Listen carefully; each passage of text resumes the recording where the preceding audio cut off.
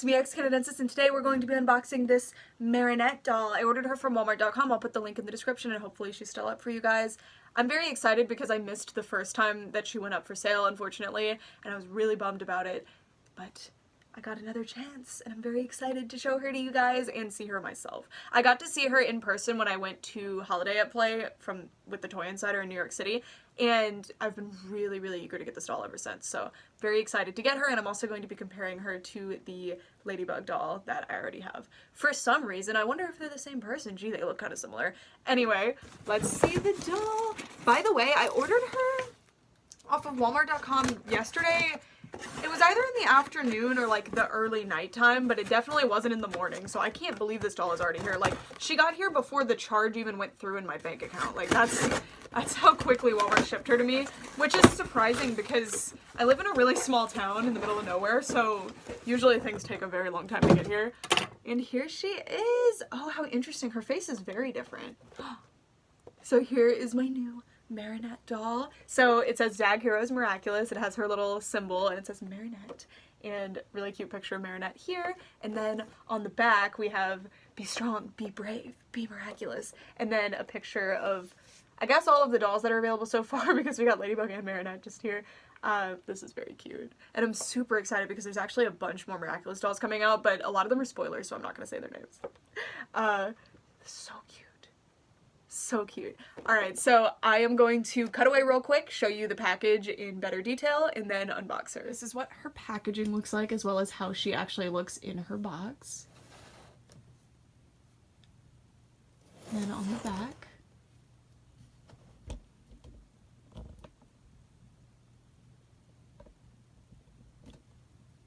and the sides. Alright.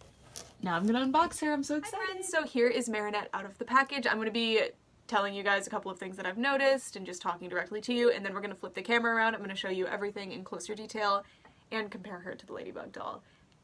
I'm thoroughly impressed by this doll. I do think the face design on the original Ladybug doll that I have is cuter, but the details on this doll are really impressive. I really am shocked by how accurate her hair is to the show, down to like little details. The only issue is that her hair is kind of parted like this. It's not just straight cut bangs, it's more like that, but I can forgive it because I understand that that's probably pretty hard to do in doll form.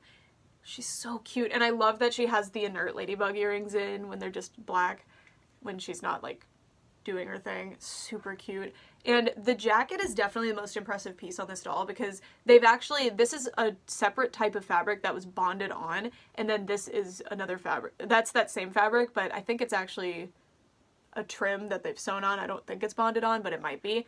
That's really impressive. Instead of printing it, which printing on just makes things lose a lot of dimensionality and realism to them, and I feel like with most dolls, this is most cases, when the dolls are secondary to the series, so the series already exists, the design was created for the series, and they're trying to interpret them into doll form as opposed to a doll series with dolls where the show designs are based on the dolls.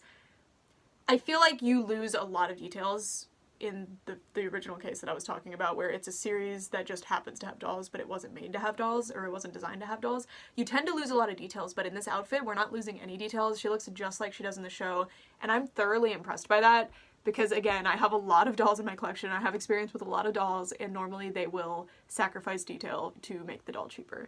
And like, look how accurate the shirt is, and that's actually like printed into the fabric, but that makes sense because that's how that type of shirt would be made. And then the pants here, they don't have any pockets or anything, but I can't even recall them having that in the show, so I'm not really bothered by it. The shoes are slightly odd. So she wears little ballet flats, and I don't think they have a texture on them. Maybe they do, but these are textured with this like honeycomb texture? Maybe these are just a shoe that was used on another character and they were like, this works, which is fine with me. I don't really mind if things are reused, but also they look a little big. So I'm thinking maybe they are reused from another doll, which is fine. I don't recall them. Again, not a big deal. That's something doll companies do all the time, and I totally understand because you would have to create an entire gigantic tool to create another shoe that's nearly identical. Why bother? Like, why waste the resources and why spend all the money to do that?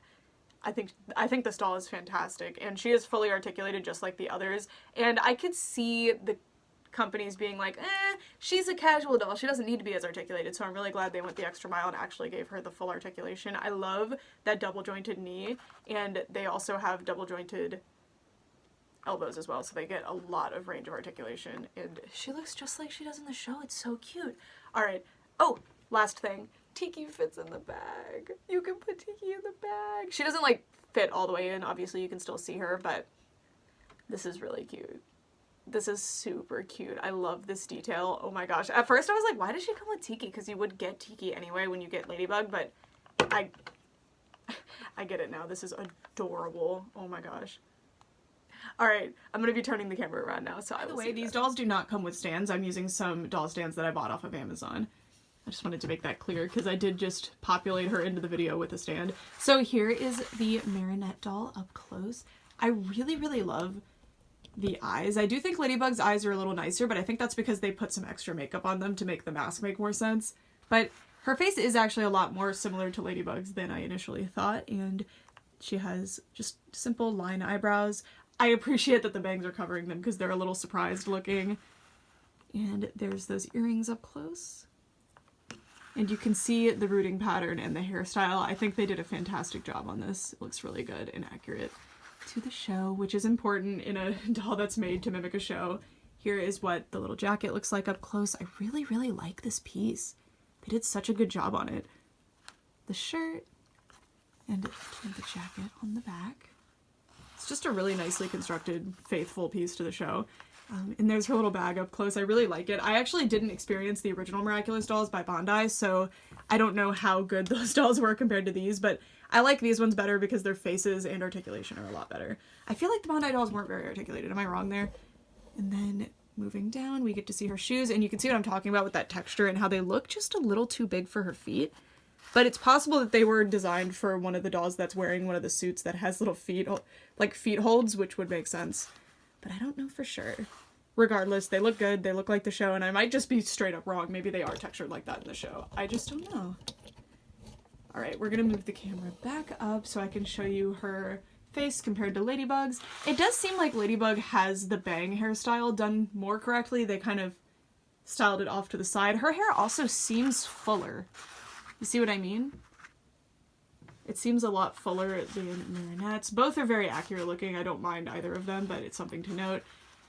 They seem to have the exact same face mold. It might be slightly different, but if you look at Ladybug, which is an earlier version of Ladybug, like I got her right when they showed up in America months and months ago. You can, I don't know 100% when it was, but on my channel you can see the original video and when I uploaded it. I believe it must have been like March or April, but I can't 100% recall. You can see that the makeup is a little bit, I don't know, the way that it's applied makes it look a little bit more realistic, and I love the shading around the eyes. I think it makes the face mold look a lot better. And then she actually just doesn't have eyebrows. And then if we look, she has those same earrings, but they actually have the little Ladybug spots on them, which I find impressive because that's such a small detail, and I really appreciate it. I just think the hair is done better on Ladybug, but it's probably because they wanted her to have more full hair, you know? And then this doll, she has more of like a stamped lip look as opposed to this. I feel like it's probably stamped as well, but somehow it just looks kind of airbrushed. It's very pretty. And there's their little profiles. And they have the exact same level of articulation. The only qualm I have with this articulation that they have is their hands can't, you know, hinge, I guess. They can only rotate, which is kind of confusing because they've made such a great articulated body, but they didn't give us such a small detail. I think that's kind of strange, but I think these dolls work really well. I think they're super beautiful, and I think if you are a fan of Miraculous, they are a wonderful addition to your collection. If not, they are just pretty dolls. So if you happen to think they're pretty, I think they're worth getting. If the Bondi dolls are anything to pay attention to, they have gotten extremely expensive, so I think this is a worthy collection to start if you're thinking about it, and these dolls are priced extremely fairly. As you can see from behind these dolls, I have so many dolls in my collection, and these dolls retail for around, I paid $16 for this Marinette doll. That is such a good deal for a fully articulated, fully detailed doll with accessories, and from a company like Playmates. I think that's super impressive because Barbie and MGA have, or sorry, I didn't mean Barbie. Mattel and MGA as toy companies have so many more resources than these smaller companies do, and they have access to you know, cheaper production lines. They have access to get into stores much easier. So it's really impressive to me that a company like Playmates can pull these dolls off and do it so well. I think they're phenomenal. And I just think these aren't dolls you're going to want to miss out on. So that's it for this video. Thank you guys so much for watching, and I'd love to know what you think of these, and if you've been watching the new season of Miraculous, please keep it spoiler-free, but let me know what you're thinking so far. I've been really enjoying it. I like that they've changed the status quo a little bit. Again, I'm not going to spoil anything, but with Luca, the way that the status quo has changed has created a really interesting dynamic, and I'm excited to see that continue to be explored. And the recent episode, not the most recent one, but like the second most recent one, it was really crazy. Alright, anyways, thank you guys so much for watching for all this time. Bye!